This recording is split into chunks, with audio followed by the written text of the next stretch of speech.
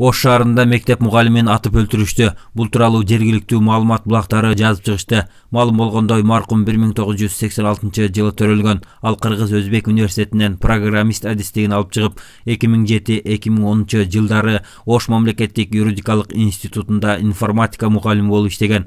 2019-2000 жылдары 46 орто мектепте кошумча информатика мугалими болуп иштеп келген. Каза болгон мугалим кошумча киреше табуу максатында баланы кармап, андан сырткары Деу Матис унаасы менен такси кызматын көрсөтчү. 23 март күнү таңертең менен Ош шаарынын батыш тарабындагы Сымуту аймагындагы көп кабаттуу үйлөрдүн арасынан анын жансыз денеси табылган.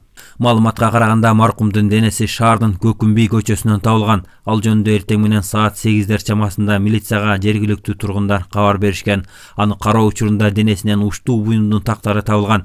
Бул факт адам өлтүрүү беренеси менен катталып, кылмышты жасаганга шектүү адамдар изделип жатыптыр.